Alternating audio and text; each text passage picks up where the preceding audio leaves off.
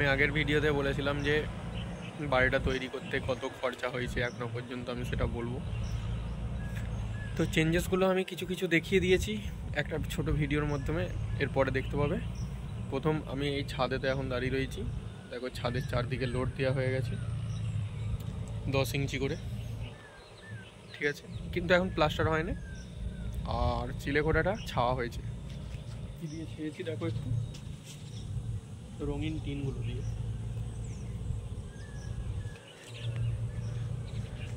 তো বেশি বকে আর লাভ নাই, খরচ দেখাতে গেলে খাতা পেন নিয়ে বসতে হবে, তো সেখানেই দেখা হচ্ছে।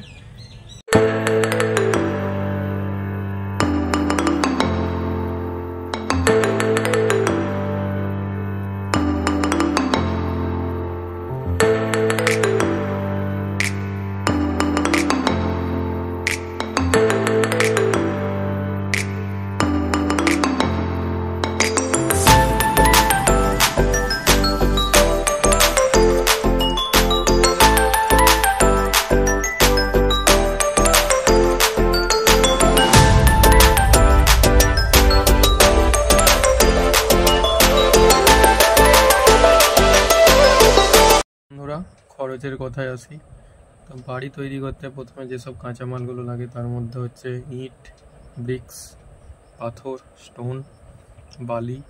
বালি আবার দু রকমের লাগে, একটা হচ্ছে রাব বালি আর একটা হচ্ছে ছাকনি বালি।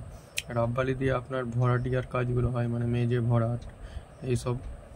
ছাকনি বালি দিয়ে বাকি টোটাল যেসব কাজগুলো হয়, ঢালাইয়ের কাজ, গাঁথনির কাজ এসব হয়। তারপরে লাগে আপনার সিমেন্ট, সব থেকে মেন ইম্পর্টেন্ট হলো টিএমটি বা রড। তারপরে আপনার আর কি লাগে, তার, পেরেক, পলিথিন, আদার্স, মানে ধরুন আরও অনেক কিছু লাগে, বোমা পিন, তারপরে আরও অনেক কিছু আছে, তার এরকম সব জিনিস আপনার দেখবেন, সোলা টোলা আরও কিছু লাগবে।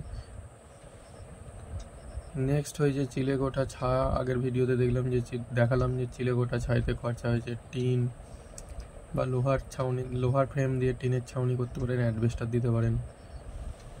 তারপরে হয়েছে দেখিয়েছি জানলা দরজার ফ্রেম হয়ে গেছে, এবং মিস্ত্রি খরচা আছে একটা, লেবার খরচা আছে একটা, আবার যে ঢালাই মেশিনটা আছে তার ভাড়াটাও আপনাকেই দিতে হয়। এবার আপনাদের ওখানে কি রাজমিস্ত্রিরা দেয় নাকি সেটা আমাকে একটু জানাবেন কমেন্টে।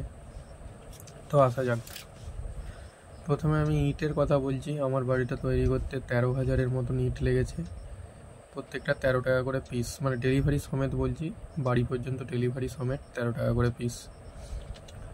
টোটাল হলে খরচা হলো 13,000 পিস ইন্টু 13 টাকা, 1,69,000 টাকা, ঠিক আছে।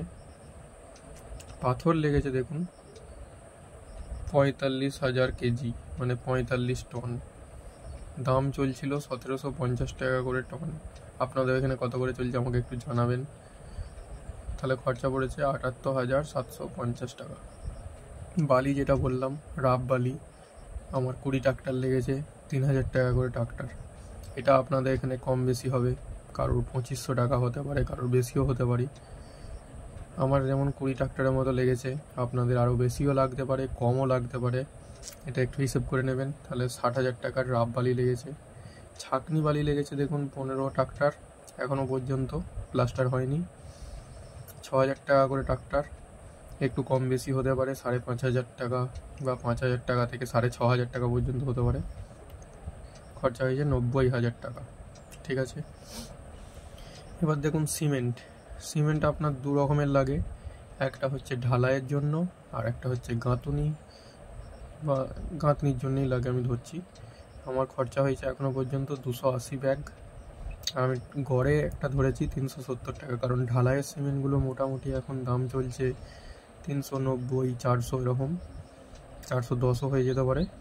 আর গাঁথনির সিমেন্টগুলো আপনার দাম চলছে 350, 335 এরকম, ডেলিভারি সমেত হয়তো 10 টাকা করে বেশি, আমি ডেলিভারি সমেতই ধরেছি। খরচা হয়েছে কত, 1,36,000 টাকা। এবার হচ্ছে রড। আমার বাড়িটা তৈরি করতে লেগেছে 2420 কেজি, 73 টাকা করে দাম। আমি লাগিয়েছি জিন্দাল প্যান্থার। এবার এটা আপনারা 72 টাকা, 70 টাকা, 68 টাকা এরকমও হতে পারে। এটা আপনাদের নিজেদের হিসেব। খরচা হয়েছে 1,76,660 টাকা। তার পেরেক পলিথিন ওতে আমার খরচা হয়েছে 15,000 টাকা।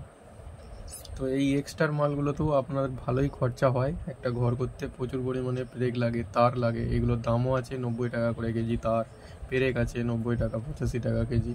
তো সেই ক্ষেত্রে আপনার প্রায় এটা 15,000 টাকার মতনই খরচা হবে। ঠিক আছে, তারপরে হয়েছে চিলেকোঠা ছাইতে খরচা, যেটা আপনার টিন, খাঁড়ি বা মিস্ত্রি খরচা নিয়ে 10,000 থেকে 12,000 টাকা, 15,000 টাকাও পড়তে পারে। এটা আপনাদের নির্ভর করবে কি দিয়ে ছাইছেন, কাঠ মানে অ্যাডবেস্টার না টিন। আমি বলবো, রেকমেন্ড করব টিন দিয়েই ছাওয়ার জন্য, কারণ অ্যাডবেস্টার দিয়ে ছাইলে তার ভরসা একটু কম। যদি সিল টিল হয়ে যায়, শিলাবৃষ্টি হয়ে যায়, তো অ্যাডবেস্টার ভেঙে যেতে পারে। সেক্ষেত্রে টিন দিয়ে ছাইলেই ভালো হয়। আর আমার খরচা পড়েছে 10,000 টাকার মতো। এবার আছে আপনার জানলা দরজার ফ্রেম। জানলা দরজার কাঠের ফ্রেম করতে মোটামুটি একটা 4 জানলা করতে খরচা পড়বে 6,500 টাকার মতো, শাল কাঠের ফ্রেম করলে। আর দরজার ফ্রেমগুলো মোটামুটি শাল কাঠের করলে 4-3 কাঠ দিয়ে আমাদের 7 ফুট করে হয়েছে, একটা খরচা পড়েছে 4,500 টাকা করে। তো টোটাল মিলিয়ে আমার 50,000 টাকা খরচা হয়েছে। আরও বেশি হতো, কিন্তু আমি শুধুমাত্র বাড়িগুলো, রুমগুলোতেই দরজা জানলার কাঠের ফ্রেম দিয়েছি, বাকিগুলো দেবো আপনার লোহার ফ্রেম। তো এই ক্ষেত্রে আপনাদের একটু বেশি বা কম হতে পারে। দরজার এখন ফ্রেম প্লাস্টিকেরও পাওয়া যাচ্ছে রেডিমেড, সেটাও আপনারা লাগাতে পারেন। সেক্ষেত্রে খরচা একটু কম বেশি হতে পারে। এবারে আসি মিস্ত্রি খরচা। মিস্ত্রি এখনও পর্যন্ত স্কোয়ার ফুট মাপেনে, তাও মোটামুটি 2 লাখ টাকা নিয়ে নিয়েছে।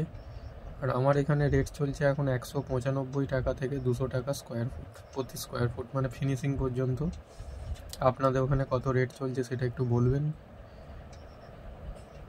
আমি এটা একটু জানতে চাইছি যে পশ্চিমবঙ্গে কত করে মানে চলছে লেবার কস্ট, মিস্ত্রি কস্ট। এবার হচ্ছে লেবার।